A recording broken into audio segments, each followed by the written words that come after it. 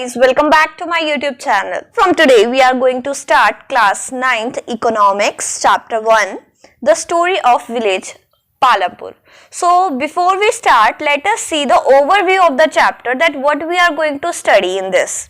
So an introduction to some basic concepts related to production through hypothetical village called Palampur, where farming is the main activity. तो इस chapter में हम एक hypothetical village यानी कि जो एक ऐसा विलेज शायद वो पूरी वर्ल्ड में कहीं ना हो, तो एक ऐसा विलेज का हमने नाम लिया है पालमपुर, जहां पे फार्मिंग मेन एक्टिविटी थी. And the village also has several other activities. उसके अलावा कुछ छोटी छोटी भी एक्टिविटीज लोग परफॉर्म करते थे, और स्मॉल स्केल मैन्युफैक्चरिंग होती थी, डेयरिंग करते थे, ट्रांसपोर्टेशन था. तो वो कैसे लिमिटेड स्केल तक था, उस सब के बारे में पढ़ेंगे. So let us start by understanding the story of village Palampur.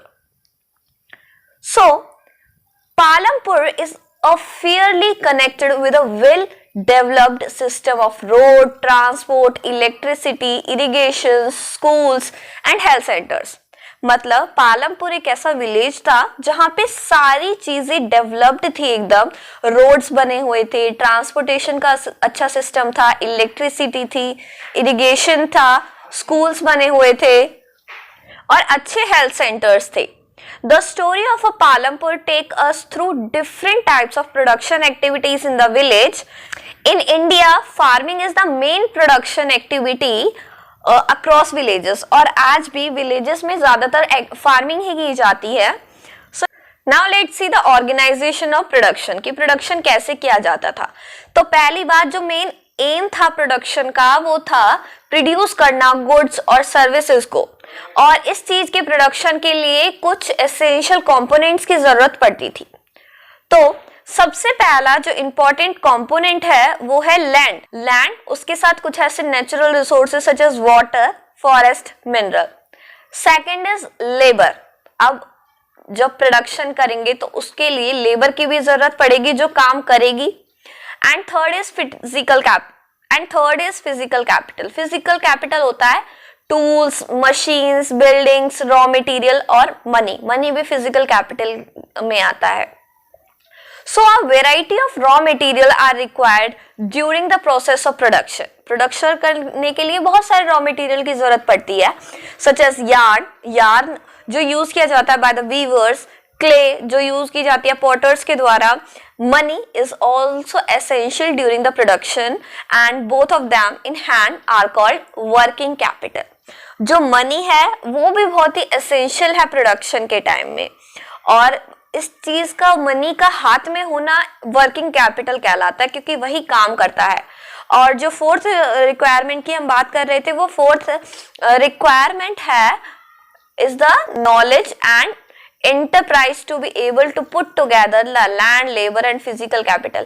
अब हमारे पास तीन चीज तो है. हमारे पास जमीन है, उस पे काम करने के लिए आदमी है, और वो जिस चीज से काम करेंगे वो है. लेकिन उन सबको एक साथ काम करवाने के लिए हमें जो फोर्थ एलिमेंट की जरूरत पड़ेगी वो है नॉलेज एंड एंटरप्राइज, क्योंकि नॉलेज से ही हम सारा काम कर सकते हैं. विदाउट नॉलेज फार्मिंग भी नहीं की जा सकती. So these are the four important requirement of production. Now let's see the farming in Palampur. अब देखते हैं पालमपुर में कैसी फार्मिंग होती थी. तो फर्स्टली जो बात थी वो था कि लैंड फिक्स्ड होता था, उसमें कुछ भी छूट नहीं थी. हर किसी के पास एक सफिशिएंट लैंड थी. तो about 75% of the population in Palampur is dependent on agriculture. जितने भी पालमपुर में लोग थे, पॉपुलेशन थी, उनमें से 75% पीपल डिपेंडेंट थे सिर्फ एग्रीकल्चर पे. Land area under cultivation is fixed, और जो लैंड एरिया था कल्टीवेशन के लिए वो भी फिक्स्ड था. कोई एक्सपेंशन नहीं हो सकता था लैंड का कि थोड़ी लैंड बढ़ा दी जाए और उसमें प्रोडक्शन की जाए. 1960 तक तो इसी तरीके से काम रहा. फिर चेंज आया मेथड ऑफ कल्टीवेशन में. क्या क्या मेथड आए? ये थे multiple cropping and modern farming. These are the two methods of cultivation used in Palampur for increasing the production of from the land. तो प्रोडक्शन को इंक्रीज करने के लिए मल्टीपल क्रॉपिंग और मॉडर्न फार्मिंग दो टेक्निक्स आए, दो मेथड्स आए. तो अब समझते हैं एक एक करके कि क्या क्या होते हैं ये. So firstly multiple cropping. Multiple cropping क्या होता है? Method of multiple cropping is used in village Palampur. Cultivation of different type of crops at the same piece of land at same or different period of time is known as multiple cropping. यानी कि एक ही land पे दो या दो से ज्यादा अलग अलग क्रॉप्स एक समय पर ग्रो करना मल्टीपल क्रॉपिंग कहा जाता है. जैसे पूरा एक लैंड एरिया है, उसे डिवाइड कर दिया जाता है पार्ट्स में कि इतने हिस्से में ये क्रॉप ग्रो करेंगे, इतने में ये और इतने में ये. तो थोड़ा थोड़ा हिस्सा सबका मिला के मल्टीपल क्रॉपिंग कहलाती है, जब हम बहुत सारी चीजों को, बहुत सारे क्रॉप्स को एक साथ प्रोडक्शन करते हैं, उनका कल्टीवेशन करते हैं. Now let's see the modern farming. Modern farming क्या होती है? So in this type of farming high yielding variety seeds are used. इसमें हाई यील्डिंग वैरायटी के सीड्स यूज किए जाते हैं, जिसके रिजल्ट से उसी लैंड पे जो प्रोडक्शन है वो लार्ज क्वांटिटी में होने लगता है. Third point is sustainability of land. So according to a scientific report निकली, उसमें मॉडर्न फार्मिंग नेचुरल रिसोर्सेज का ओवर यूज किया जाने लगा और जो ग्राउंड वाटर, रिवर वाटर थे, लेक्स थे, वो पॉल्यूटेड हो गई केमिकल फर्टिलाइजर से. अब मॉडर्न फार्मिंग आएगी तो केमिकल्स का भी यूज होगा. High yielding variety seeds use हुए, साथ में केमिकल्स भी, फर्टिलाइजर्स भी, पेस्टिसाइड्स भी, जिसका नेगेटिव इफेक्ट पड़ा हमारे एनवायरमेंट पे. Fourth is distribution of land, कि मतलब किस तरीके से लैंड का डिस्ट्रीब्यूशन किया जाता था. So about 1/3 of the 450 families are landless in Palampur. Palampur में 450 में से 1/3 जो फैमिली थी वो लैंडलेस थी, उनके पास कोई लैंड नहीं था. 240 families cultivated small plot of landless.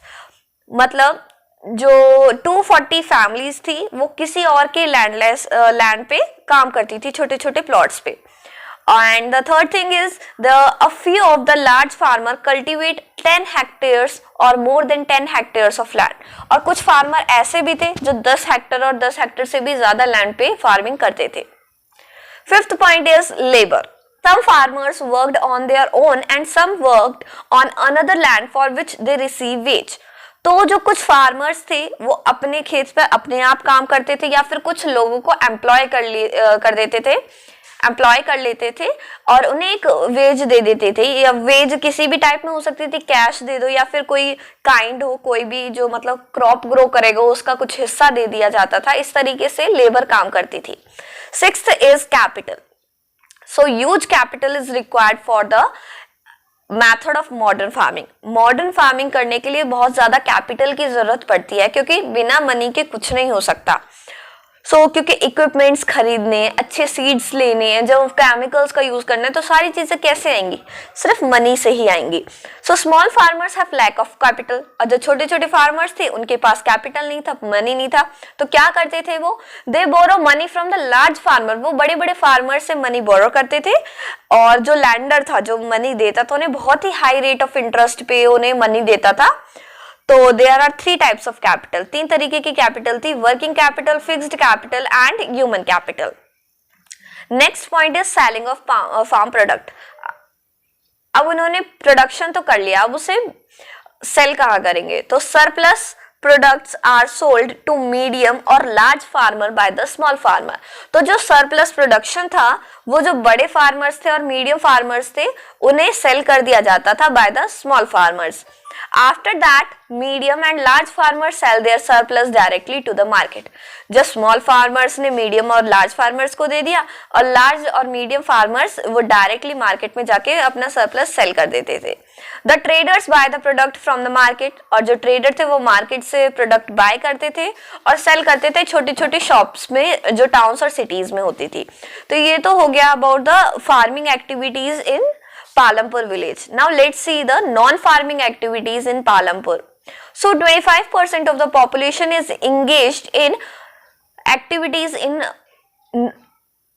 25% of the population is engaged in non-farming activities in Palampur. तो मैंने आपको बताया था कि जो 75% पॉपुलेशन है वो फार्मिंग एक्टिविटीज में इंडल्ज है और जो 25% पॉपुलेशन है वो नॉन फार्मिंग एक्टिविटीज करती थी। अब नॉन फार्मिंग एक्टिविटीज क्या क्या होती है? So firstly it is small scale manufacturing.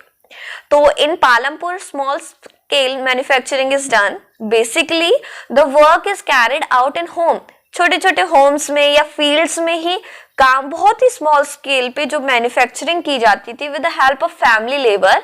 So labour is hired rare, तो बाहर से लेबर को हायर नहीं किया जाता था, फैमिली मेंबर्स मिलकर ही छोटा मोटा काम कर लेते थे घर में ही और उसे सेल करते थे मार्केट में। Second is transporting. जब गुड्स हैं, बहुत सारे क्रॉप्स हैं, उन्हें ले जाना भी पड़ता है एक जगह से दूसरी जगह, तो जो कुछ लोग थे वो ट्रांसपोर्टेशन की सर्विस भी देते थे। So people and goods are ferried from one place to another through transporting service and for the service the worker get the paid. अब जब ट्रांसपोर्टेशन का कोई काम करेगा तो उसे पेड तो मिलेगा ही, उसे कोई भी ट्रांसपोर्टिंग की सर्विस आपको देगा तो उसे मनी तो वापस मिलेगा ही उसके काम के लिए। Third is dairy. तो dairy is a major source of earning money in village. Village में बहुत ही इंपॉर्टेंट सोर्स था, मेजर सोर्स था, क्योंकि कैटल्स को ज्यादा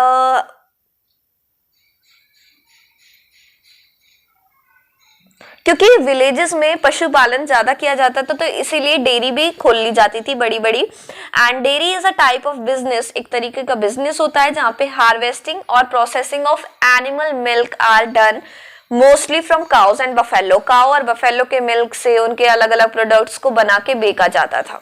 and the fourth is shopkeeping. So shopkeeping is also a source of earning money इन पालमपुर। तो जो विलेजेस में आपने देखा होगा छोटी छोटी शॉप्स होती हैं वो भी नॉन फार्मिंग एक्टिविटीज में इंक्लूडेड होती है।